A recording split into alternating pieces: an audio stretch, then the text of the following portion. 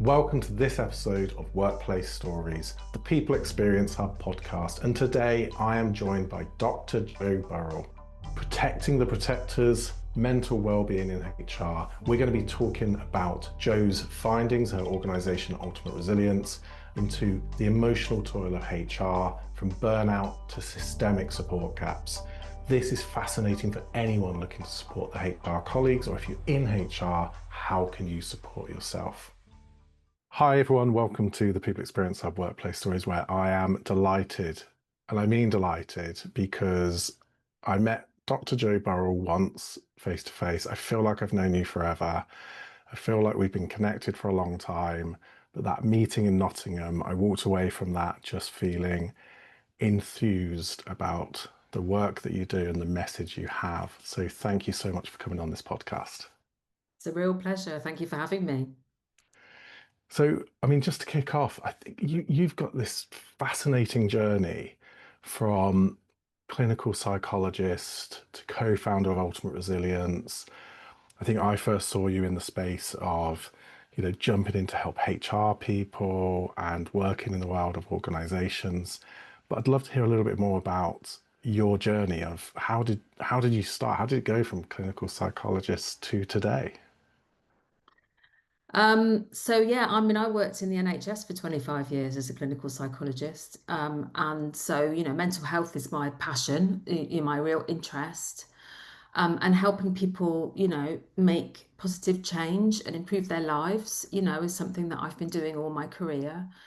And we worked a lot with people in the NHS who were experiencing things like depression and anxiety, whose difficulties were actually related to their experience at work. And we found it quite difficult to work at the source of those issues, because the model in the NHS is that you meet people when they're already experiencing distress and Mm, significant issues, and you don't typically go into workplaces and work with organizations. And so my business partner and I, Felicity, who's also a clinical psychologist, we were working together in the NHS. We became really interested in what we could do in terms of applying our skills directly within the workplace. So that was when we set our business up. So we set our business Ultimate Resilience up 10 years ago. And we were particularly interested in resilience, which is obviously in the name of our business. And we were interested in that because resilience is a concept, but also a well-researched area, which sets out a whole load of skills and strategies which help people to manage stress when it happens. And of course, life is full of stress, isn't it? We're never gonna stop stress from happening completely. So a set of skills that help us to manage stress when it happens, but also help to protect us and future-proof us against the worst effects of stress. So it's got a preventative element to it. And we thought this was really important to be supporting people and thinking about how we can support people to prevent stress from, becoming chronic and becoming, burnout. If we can prevent a problem before it starts, that's so much better. That's better for everyone, isn't it? It's better for individuals, it's better for families, it's better for organizations. So we started out by delivering resilience training, and we moved on to delivering coaching.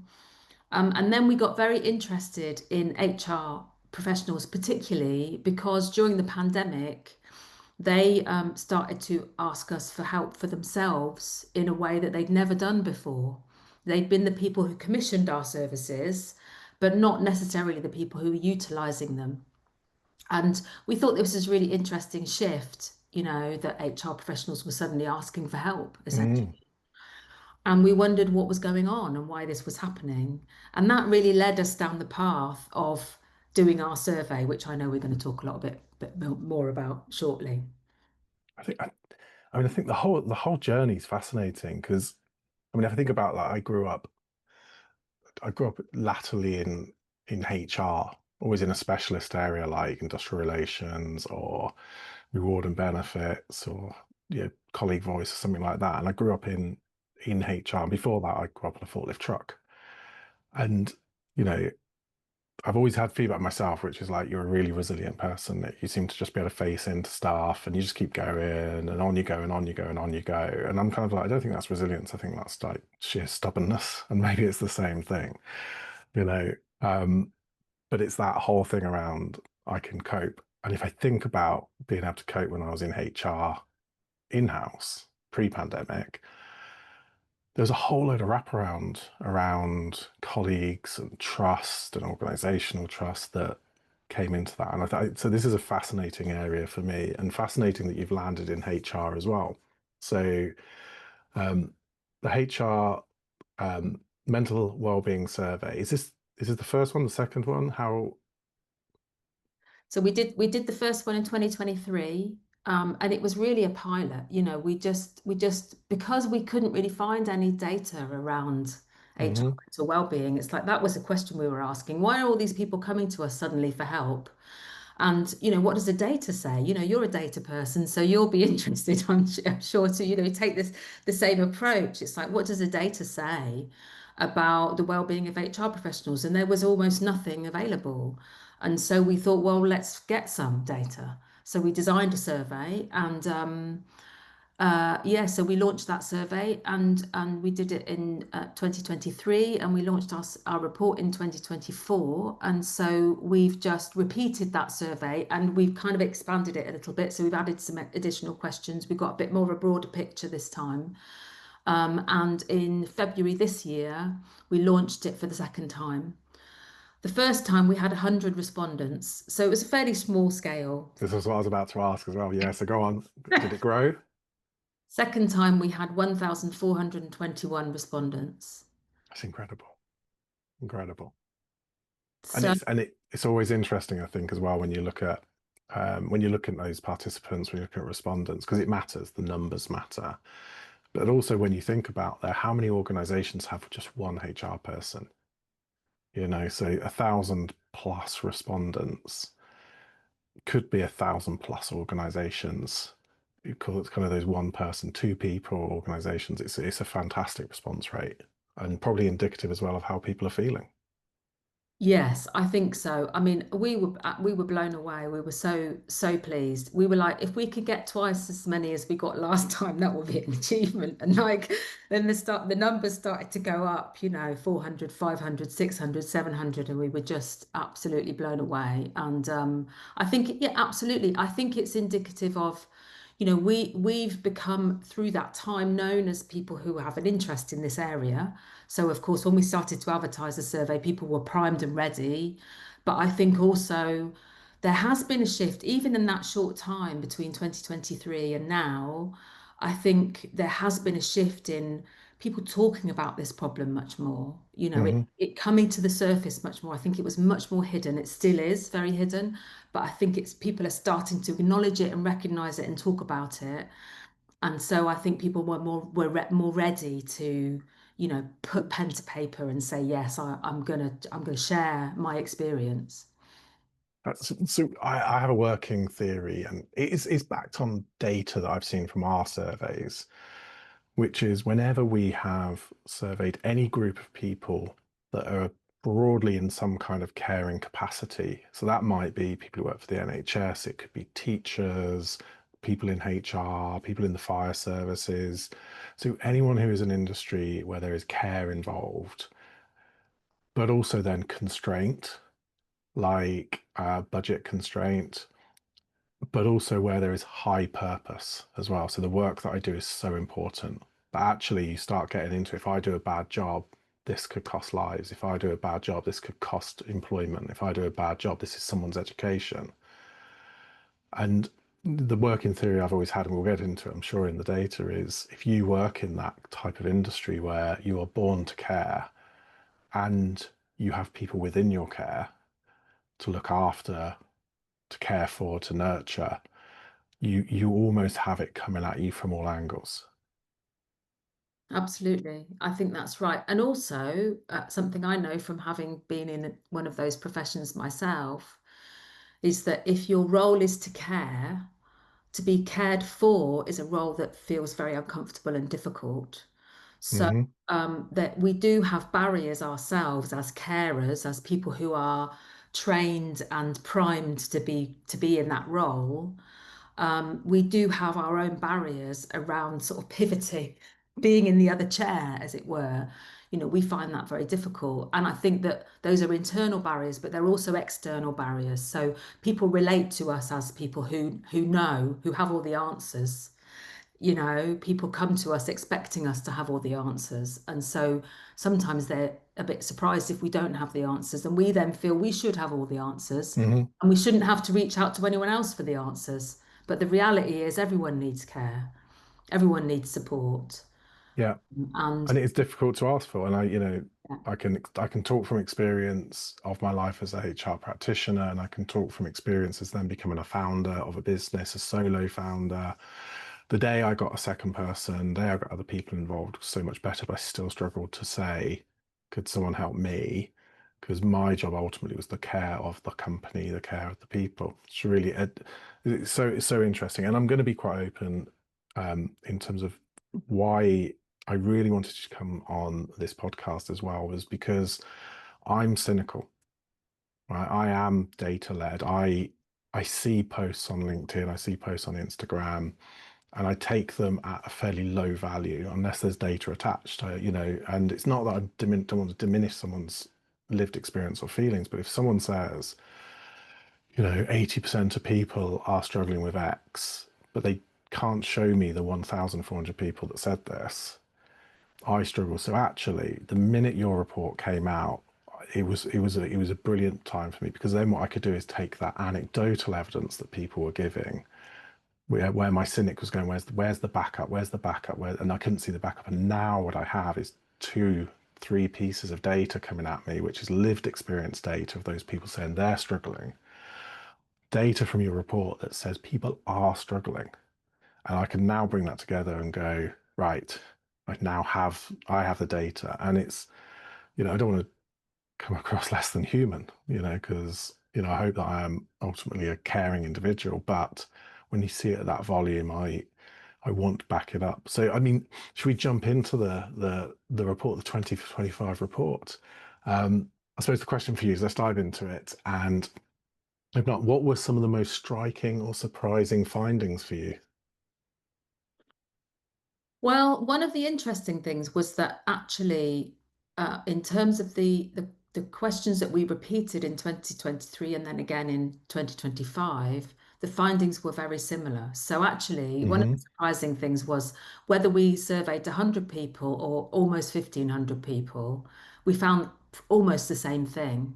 Same levels of, clinical depression, same levels of anxiety, and they've kept steady over that time. So what that tells us is that 100 people that we surveyed initially really were to some degree representative of the wider organization. We got our spotlight pretty narrowed down Amazing. pretty well. So that was really interesting.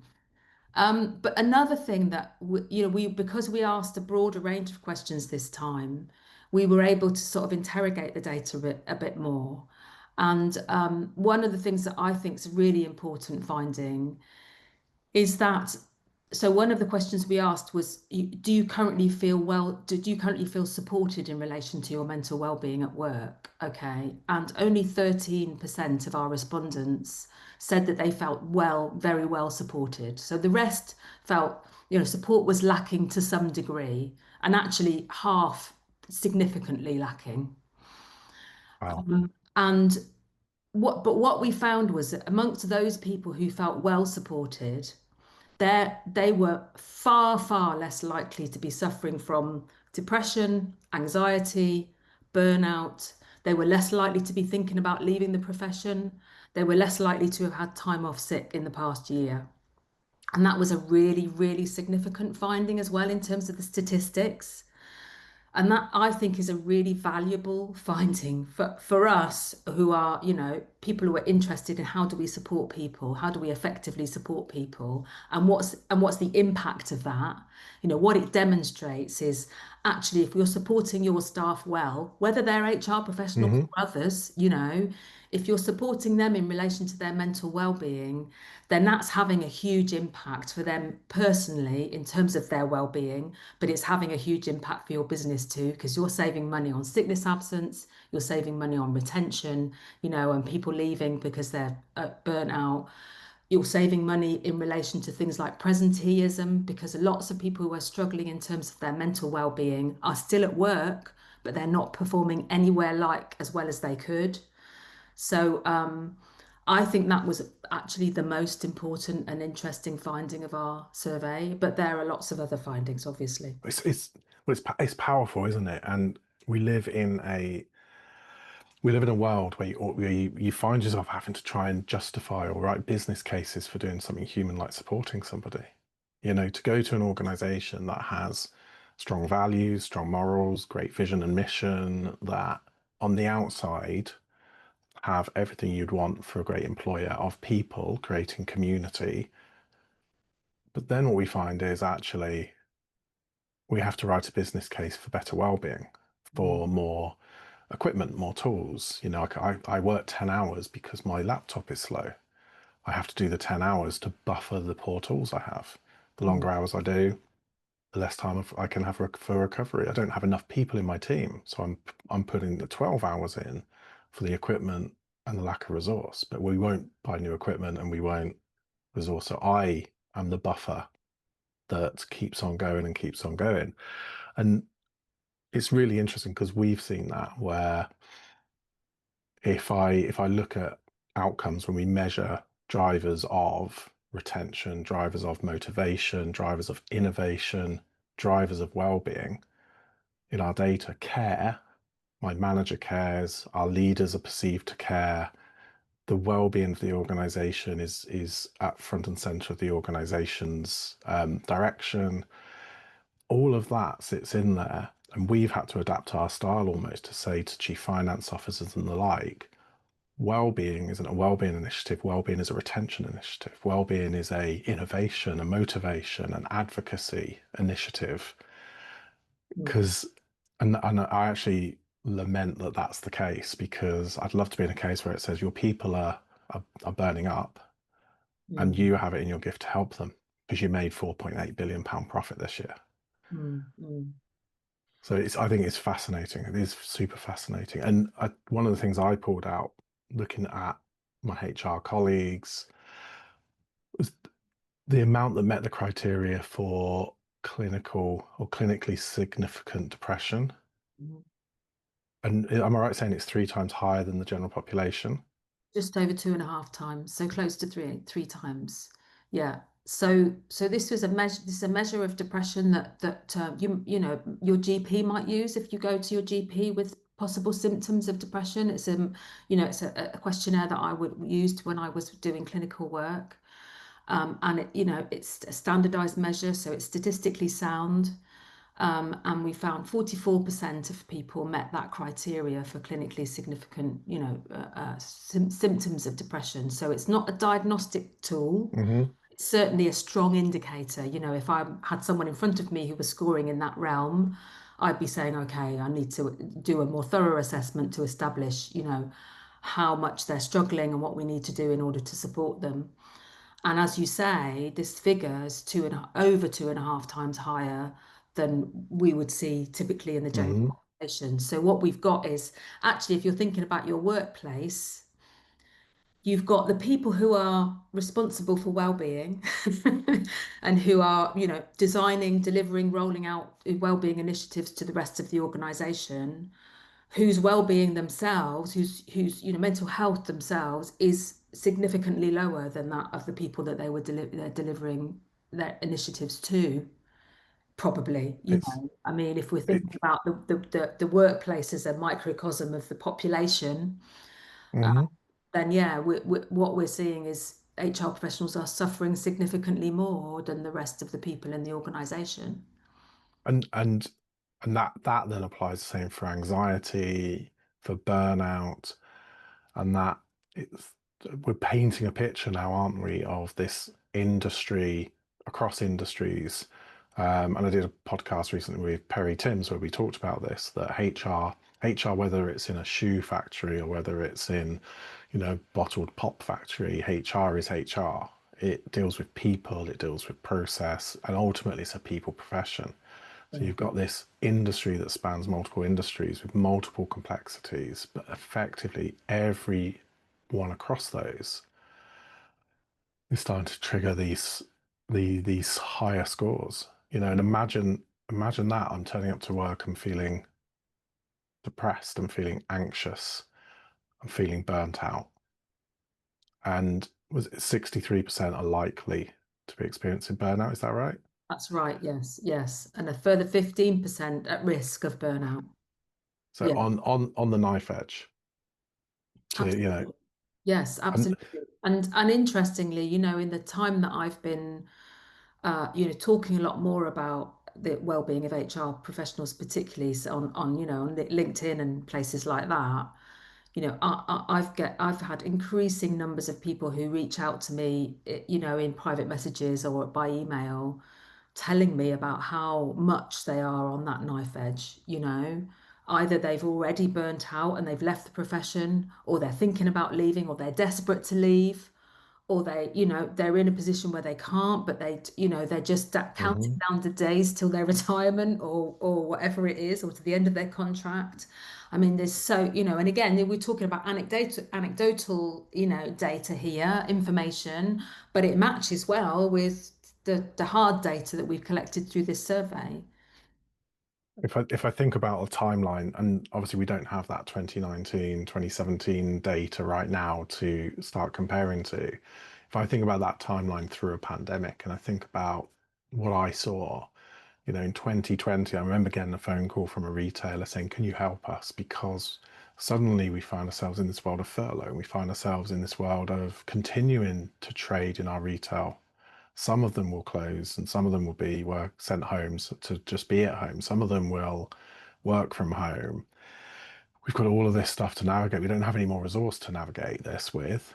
And I'm going to have to furlough some of my own team too, because we've got costs, we've got pressures we don't know what's happening. So we took the biggest risk potential that we could and said, anyone that could be furloughed right now, let's furlough them.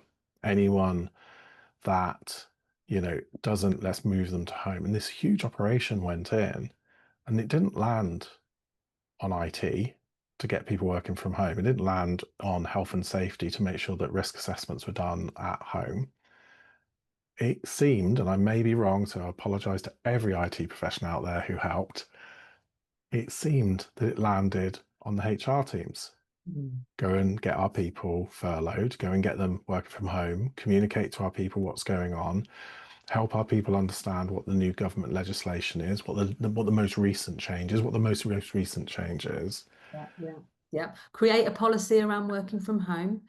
It was another one, wasn't it? Absolutely, and then navigate all that complexity. And I remember sitting on a call with probably about 30 HR people, and there was one person who looked very, very sad, and gave them a call afterwards and said, "Are you okay?" And they said, "Well, if I'm honest, we've all been working home now for 3 months and everyone loves it. I hate it. I hate everything about it because I live in a flat. I am working sat like a cross on a sofa. We're in a two-bedroom flat. My husband is working from home. My child is schooling at home. I don't have a surface to work from. We're not paid incredibly well. We're paid okay, but what work did was level all of that for me. So I'm now going through all of this. Plus, I'm trying to navigate my own life and my own world. I no longer get a subsidized meal. I no longer get this. So I'm now prioritizing food based on affordability and, which I'm focusing on my child. I'm living on pot noodles and super noodles Mm, because they're 99p. mm, And when I went to work, I had a cooked meal every day. And yet everyone seems to have settled into this working from home, and I hate it so much. I then that opened my eyes to the complexity of grade, the complexity of yeah. experience that everyone was having. That introvert, middle class, loving it, suddenly seeing this freedom of working from home, released from all that. But those extrovert, lower grades, suddenly losing something. Like I think the pandemic gave us a gift of experience that we would never ever get elsewhere at any other time. But it's also still leaving us with a lot of problems.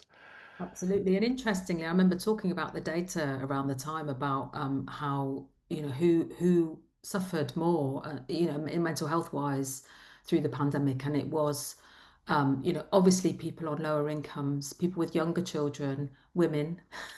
Hmm. And so, some of us were lucky because we were doing okay financially. Maybe we had older kids. And actually, the people who had older kids were in many ways happier because they had all their older kids came home and they got to spend time with their older kids. But people with school-age kids were having to homeschool their kids at the same time as working, et cetera, et cetera. People who, on lower incomes who don't have gardens and access to open space.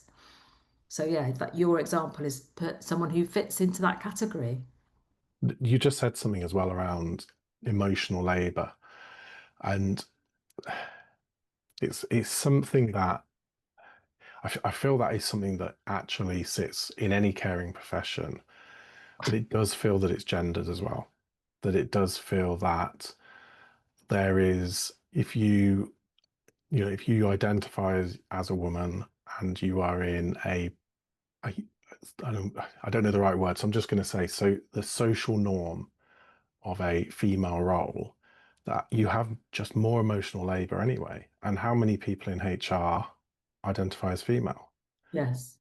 I think it's about 75%. I looked it up Right. for exactly that reason, because I think there's a sort of conflation of lots of factors that contribute to actually these results that we came up with, because as you said, HR are people facing, it's a people profession. So you're dealing with people at work, you're looking after, you're caring for, you're developing, supporting people.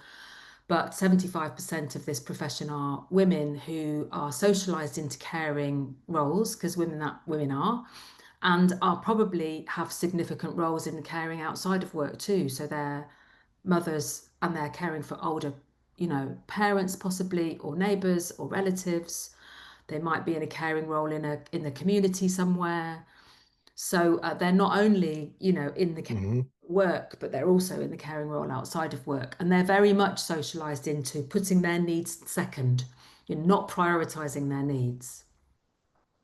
And I think I don't know if there's been a pause on the world of equity through the pandemic. It certainly feels like there's been a slowdown of priorities that are now reshuffling back around, unhelpful with some of the global political positioning right now.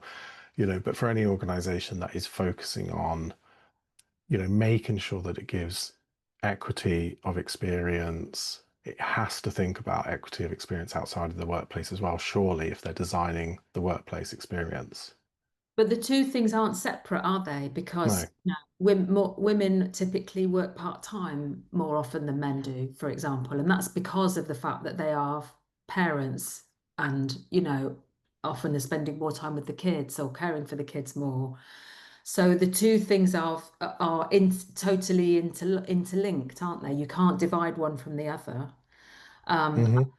the fact that women tend to work more part-time hours, then that impacts on their progression and their opportunities for progression and their opportunity to be in more senior roles. And then that affects their ability to influence at a senior level.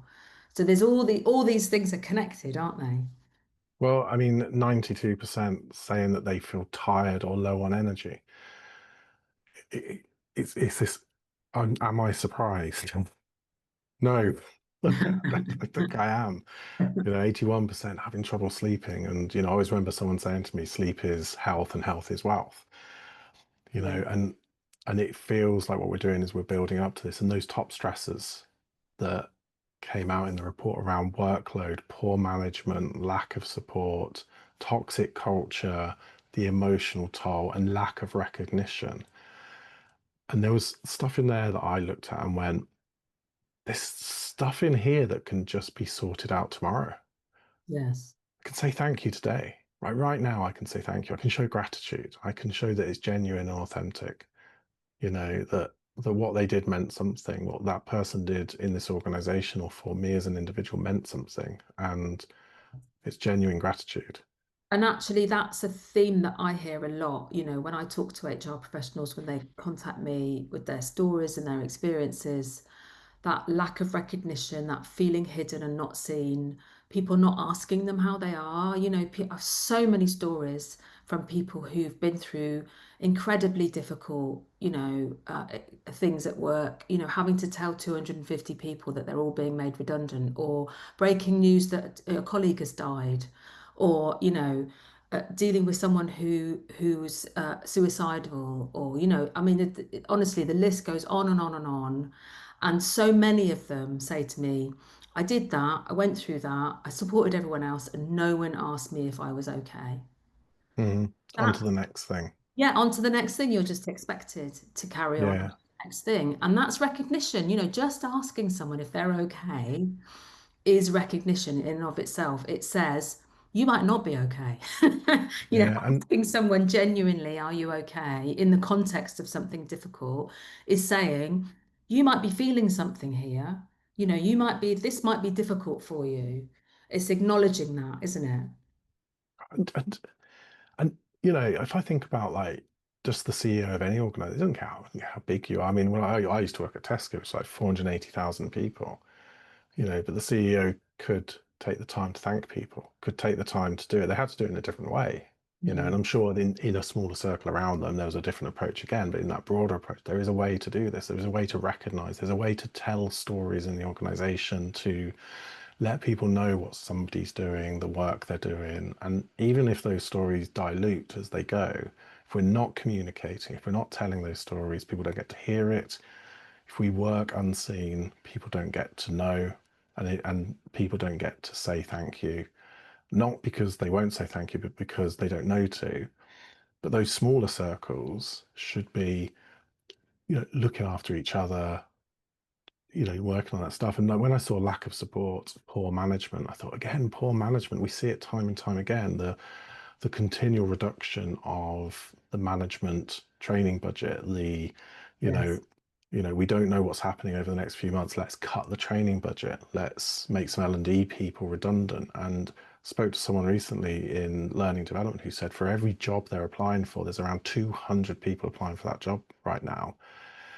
So I fear, absolutely fear for the next few years, which is if there's 200 people applying for a job, who's creating the learning and the development and capability of managers to cope, to help others cope, to say thank you? Yes, and actually, what we know is that the expectations of managers are increasing. So there's more of an expectation that managers should be supporting their employees around their well-being. They should be having Hmm. conversations about mental health and, coaching. Engaging in coaching conversations. These are all skills that they need to learn.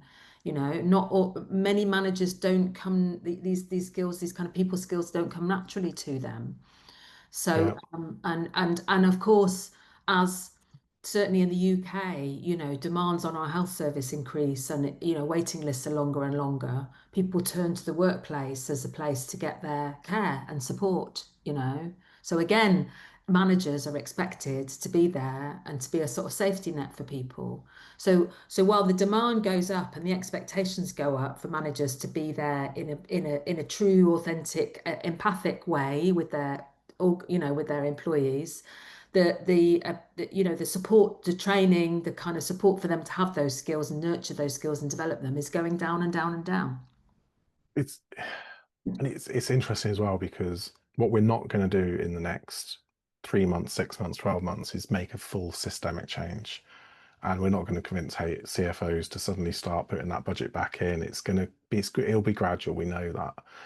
And I guess, I mean, the question I got is, I mean, you've launched the HR supervision service.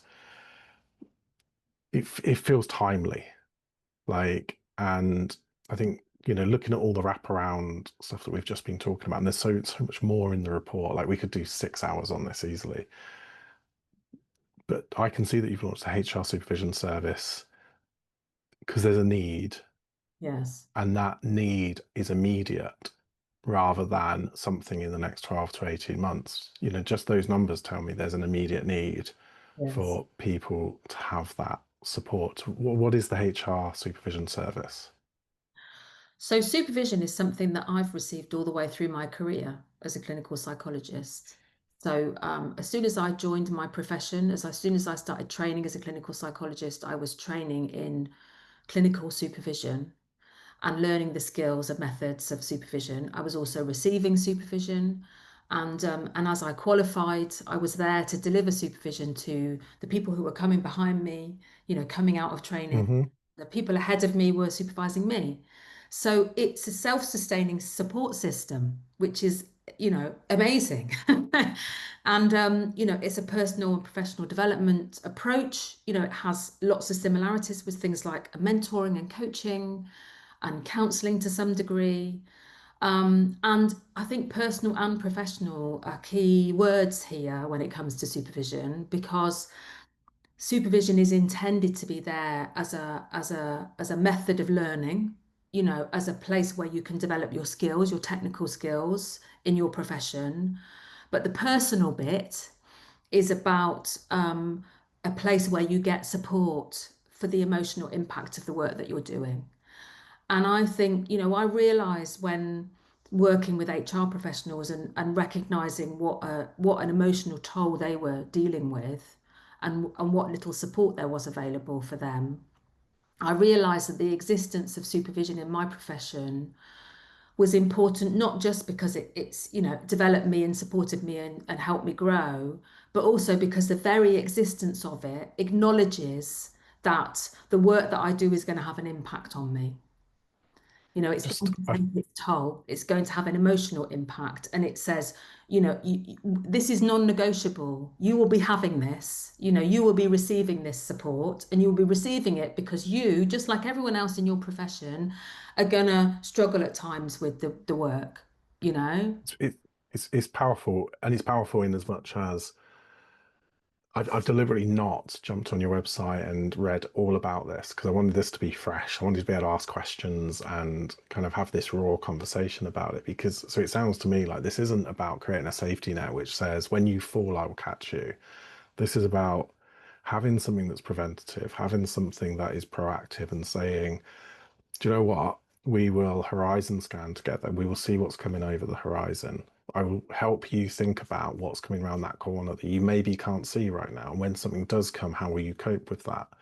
Yeah. Not when you go around the corner and realize there was a massive bloody hole and you fell in it. I didn't give you a ladder to get out. What I Yeah. did was I helped you think about thinking around the corner. And not not many people are doing that. I see so many offerings which are either tech based, which is diluted and then at scale. So here's an app that you can do some mindfulness breathing, which is fine, by the way, which is great, you Horses know. for courses, I would say. Yeah, but it's a little bit more um, trip hazard stuff, which is, those wonderful signs that say, you know, the floor in here is wet, beware, you Yes. know, trip hazard ahead, be wary, and getting somebody thinking about what's in front of them rather than responding to what's just happened. Is that fair? I would say, yeah, absolutely. I think it's a bit of both. I mean, I think that the reason that it is, in my profession is completely embedded and you have it regularly, and the expectation is that everyone has it and everyone attends and it's like a non-negotiable. The reason that it's ongoing is because it then has that preventative, effect. So it's protecting you all the way along. I immediately, for example, if I had a tricky session with a patient and I found it particularly Hmm. distressing, maybe that patient reminded me of my grandmother who died last month, you know? And so it was emotionally difficult for me to be working with that patient. If, within the coming week, I've got a space where I can talk about that. That person really reminded me of my grandmother, and it made me feel really sad, and it was really tough to do that work. And I can also talk about, what are the best kind of, techniques that I can use in therapy with this particular person, and those kind of things. I've kind of I've put that to bed in a way, that emotional impact that it's had on me. I've had a space to process it, to think Hmm. about it, to talk about it, and to put it to bed so that I can go home at the end of the day and it's not still rumbling around in my psyche. And that means that my free time outside of work is there for the purpose that it needs to be, which is to recuperate, to relax, to recover, so that I can go back to work feeling refreshed and ready to go. So Yeah. it's there to help you day to day with the kind of challenges that you face. And but it's also there, as you said, to preempt stuff that might be coming up ahead. And it might be that you've got you're facing a tricky conversation or a dilemma. You have a sort of ethical dilemma that you're facing that you need some space to think about. It's there as a reflective space. And I think in this busy, incredibly busy world that we live in now, where we're bombarded with stuff all the time, both in work and outside of work, one of the things that we're missing is space to reflect, you know. Mm. And one of the key kind of themes or principles of supervision is that it creates a space to reflect. So it creates a space where you can mull over, you can think about, you can explore, you can process. And that helps you to resolve things. It helps you to settle on, actions and ways forward. Sometimes it helps you to decide where there's an ethical dilemma and there's no really clear answer. Well, what action, what direction am I going to take? I know it might not be the right one, but in consultation with someone else, I can feel more confident about taking that step forwards in that particular direction. So, and I think that well, what we know about reflection is that actually it benefits us in all sorts of ways. It helps us to problem solve. It makes us more creative, more innovative. And certainly it helps us feel less crowded and less stressed, if we have that space. It feels like, I can think, I mean, pre-pandemic, but I could definitely see the value of having something like this when I was in the roles that I was in. And particularly it was like, in my industrial relations roles, then there was picket lines and, or closing a site and being spat at by wives of people that work there. And, coming out to find your car tires slashed, people rightly aggrieved as well, by the way, that, their livelihood is going away from them and you're seen as the person who's doing it. Therefore, you're the brunt of all of that stuff. But you're Yeah, absolutely right. You know, from yeah, there it's just get on a plane, fly to Belfast, and now go and do something different, and you never lose it. So what you end up doing is you end up with a close-knit group of people who have also been through that, and then you almost comparing scars all the time, which is, like that scene on Jaws where they all sit there and go, "Hey, see this scar, thresher yeah, shark," and yes, it's yeah. and it's almost like you're not releasing the burden, you're just giving part of it to someone else to hold for a minute. Yes. And I mean, I think there's certainly value in that sort of peer support, that informal peer support that happens in HR and in other professions. There's definitely value in that. But my problem with it is that it's sort of few and far between. And if you don't Hmm. formalize it, if you don't create a clear system and embed it within your organization or your profession or whatever, then it's the first thing that goes. And Yeah, of course, and if you're a standalone or if you're in a very small team or, then of course you have it's to, gone. yeah, it's not Soon there. as you're busy, as soon as you're Or you're, pressured. you're having to reach out to other networks outside of your organization to get it. The likelihood that you're going to get it enough, sufficiently to protect you and your well-being and to support your growth is really slim. And So, that's why I think it has to be formalized. It has to be like, this is what we do. and how does an organization do? So how does an organization go about embedding that? I mean, we'll focus on HR still, obviously, but Mm. that's what we're talking about. But how does an organization go and embed that structured support for HR teams beyond general well-being initiatives? I think that they have to acknowledge first and foremost that it's needed, and I think that's still it's still a debate, and like you said very early on, Hmm. the data is what like this is why the data is so useful because we can talk till the cows come home about whether HR is suffering more than anyone else or whether there are particular unique pressures within HR that other people aren't dealing with and whether the emotional toll of HR is particularly bad or having particular impacts. We can talk about that, but unless we've got some hard data to prove it, it's just it's circumspect, isn't it? We're just kind of Mm, guessing, really. But now we have data that tells us, that HR professionals really are struggling, and they're identifying themselves that they're struggling as a result of the emotional toll of the work that they're doing. So we need to acknowledge and recognize that, and we need to be building it into the systems of work.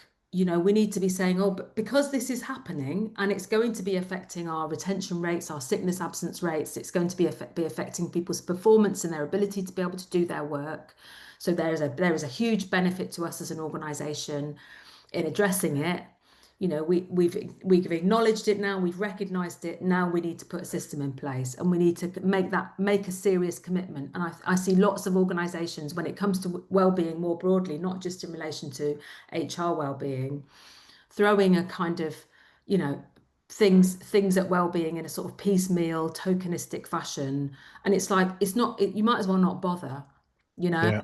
really, you might as well not bother. Duvet, yeah, duvet days, and you can have your birthday off. It's Exactly. There's no point. So if you're going to do well-being, you need to do it well, and you need to do yeah. it in a systematic, I've- strategic fashion. There's no point. I mean, I always remember someone saying there's no point giving somebody an extra day off for recognition of service or birthday when they're already under pressure and don't have enough time because they Yes. just can't take it. Yes. And it's this sort of stuff that matters. And I do wonder as well, which is like a complete new wonder for me, which is I think the teams that should come together is health and safety. I love health and safety teams. Like I've spent most of my life in logistics, supply chain, and manufacturing. Yeah, the health and safety teams are fantastic. And but there's two parts of that, isn't there? The health and safety. Yes. And it's quite a broad remit, but it tends to focus on that transactional stuff or behavioral safety in the workplace and training people to use equipment and making sure they're using knives safely. But I think there's an instant ally in many workplaces, which is the health and safety team. And if Yes. the health, I almost like actually, could the health and safety team and the HR team start to work on well-being together so that it Yes. becomes a bit broader? Um, and I think as Absolutely. well, I think leaders as well, like how can leaders recognize and respond to the emotional needs and the emotional impact of HR? Um, and I think there's a quote, HR needs help, not responsibility. Yes.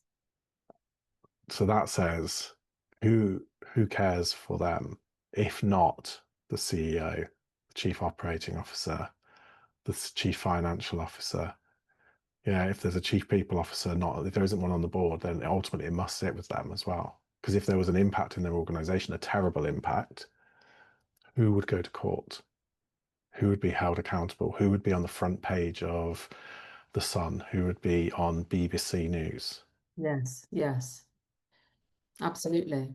I mean, I think there's, another thing that I hear a lot from HR professionals is this kind of sense that they get sent everything that no one else wants. Hmm. You know what I mean? Like when there's something really tricky, really distressing, really uncomfortable, or morally, tricky, that gets sent to HR, and yet that's not recognized, and like I said, it's not recognized in terms of thanks, but it's also not recognized that actually people are they're kind of washing their hands of stuff. you know Hmm. People like the CEO, are washing their hands of stuff, go, oh good, I don't have to deal with that because I can send that to HR, you know Yeah, and yet there isn't a clear recognition that that's what they're doing. Do you know what I mean? That actually what I'm sending you is something I don't want to have to deal with. I don't want to have to yeah, this tricky, difficult, uncomfortable thing. And I don't know how to deal with it. And therefore I'm sending it to you. And it's not recognized in the impact that it might have in the training needs of the HR professionals who are dealing with it, in the support that they might need in the kind of the system of work that they're involved in, the structure of their day. yeah. It's not recognized in any of those ways. I I remember in my early career, I was a head of HR, and I was sent to this site, and I was told you need to help turn this site around. And one of the things was really high long-term sick.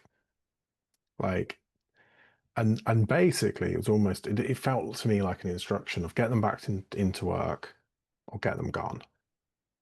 And it was a really moment. And I was given occupational health support, I was given a company doctor, and basically having to sit through something like 56 one-to-ones with people ranging from, all sorts of physical musculoskeletal injuries to mental health issues, combinations of the two. And I just remember sitting there going, do you know what I'm qualified for? I'm qualified to drive a forklift truck, Mm. right? I'm qualified to negotiate with trade unions. I'm qualified to um, get out there and help people navigate the complexities of our policies and our procedures. Qualified in all that. Do you know what I'm not qualified in? Like, even if I've got a qualified occupational health person telling me whether someone with a musculoskeletal could or could not lift a weight box of this or that at a regular interval, I did not feel qualified to do that. And yet Yeah. there I was in that situation. You're having a conversation with a real person who's having a real experience, and it's a difficult one, it's a distressing one, and it's impacting them in all sorts of Yeah. different ways, and you can't prepare for that. But we'd got, and I could see there as well, we'd got to the situation at that site, we got to through Yes. avoidance of hard conversations, tough Yeah. conversations, because there were some which were just get back to work. I'm afraid, that broken leg seems to have really healed well 4 months ago. So maybe it's now time to come back, as well as terrible conversations. Having a grown man cry in front of me, who didn't know where he would turn if he didn't have the job that he had, is and then having to just go in straight into the next meeting. And I can just see the value for this so much. I could talk about this all day as well. So I think what we've said here is the data is showing us something very clear, which is what the HR people are telling us on social media is true. That if they're saying they're feeling burnt out, if they're saying they're seeing their colleagues and their peers burning out, it's because they are. Yeah. When somebody says that they have a level of anxiety bordering on depression and they are feeling stressed, because they are. Mm. And that actually there isn't a quick systemic change to this. This has to be every one of us Yes. coaching the leaders around us, every one of us talking to every CEO we meet, every one of us sharing your report. I said to my business partner a little while back, we run lots of open service. I said, we will never run a mental health HR report. We don't need to. There's already one here. We don't need to run that. We can ask simply one question and then say, how does that impact the rest of this report? Is fine. We don't have to diagnose. We're not diagnostic. We're not Mm. professionals in this manner. Let's do what we do best because this report is out there. But somebody who's in HR right now, in terms of wrapping this up, who is feeling that pressure, who isn't able to convince their colleagues, their seniors around them, where should they start? And I know that's a really tough question because it's so general. You haven't got the individual sat in front of you. Mm. But if they haven't, or maybe they've cried for help and it's just gone nowhere, where do they start? Well, I mean, I'm a psychologist, and talking has been my stock trade Hmm. all of my life, or all of my adult life, and so I'm a firm believer in talking, and so if you can't access support at work, then access it outside of work, friends, family. HR networks. There are lots of those now, of informal or formal networks of people who come together and, share their experiences. And we said earlier, it's not the be all and end all. It's not going to solve everything, but it's a great starting place. And I think that one of the things that is so valuable is when people realize that others are experiencing what they're experiencing. Because so many people have said to me, I felt totally isolated. In fact, one of the strong responses that we've got back from our survey, we send it out as an email, and sometimes we get people emailing back, and so Mm. many of them have said, I feel less alone now. And so just that connection with other people who experience what you're experiencing, who know what it's like, is that normalizing effect is, there's no downplaying the impact of that. I think that's hugely important. But even if you're not talking to someone in HR, if you're talking to a loved one, your partner, your sister, your best friend, someone who loves and cares about you, there's huge value in that too. And we know there's really, really hard, data now that says social support serves to buffer us against stress. It's really, really important in protecting our mental health. So I would say that's the first thing to do. If you're reached out at work and you've not got anywhere, reach out to the people outside of work, make sure you do it, make sure you access that support and that help. And I just think the more that we talk about this, the better. The more we normalize, the more we make it okay for people to reach out, the more comfortable it feels to reach out, and the more likely then we are to, prevent it from happening in the future. I think that's brilliant. I think that's something really powerful as well, which is giving space to people to have their say as well is the gift you can give back, which is I've seen it before on, say, big networking groups where you can end up being the dominant voice, or you can end up being the prevalent voice that is masking or kind of shrinking other people that maybe need to just have a sentence. And I think sometimes there's a power in stepping back when you're in that situation and prompting or making sure you let someone else go. It's Yeah, I think it's powerful. Lots of stuff. And I do something monthly called HR Coffee, which is a virtual coffee thing. And I say I do it monthly because what I do is I do it haphazardly when I remember. But every time I do it, everyone says it's just so good. The rule is we're not here to talk about anything. Just Okay. just HR people having a coffee. And we've talked about all sorts of nonsense, but then all sorts of really powerful stuff. But this has been kind of the nudge I need to go, if there's just one more forum with 10 to 20 people who can just jump on every month at 3 o'clock to have a coffee, Yes. it's somewhere to go, it's somewhere to be. Um, Absolutely. Because like I said, I think that there's a really high level of isolation, sense of isolation amongst HR professionals, and even those people who are working in quite big teams. We're hearing that, even those people who are working in big teams where they've got other HR professionals around them, often feeling very isolated still. it's we could go on and on and on, but we're going to have to wrap it up because people won't listen to this length. We'll have to do two. Um, so everyone should be urged to go and download the report and take a look at that, which they can find on your website, Yeah. which is Ultimateresilience.co.uk. If you go to the homepage, there's a button you can press, and that will take you to the page where you can download the report. fantastic. We'll share it in the podcast details as well. If somebody wants to contact you about the work that you do, or just to find out a little bit more about stuff, where's the best place for them to go? Is it the website? Is it LinkedIn? Where's the most accessible place for you?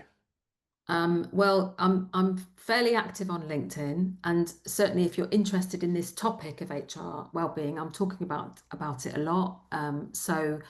And sharing lots of information and tips and things. So, would encourage you definitely to connect with me on LinkedIn, Dr. Jo Burrell. But if you'd like to arrange a call, then you can DM me on LinkedIn if you're there. But also on our website, we have again a button. You could arrange a consultation for free and just have a chat.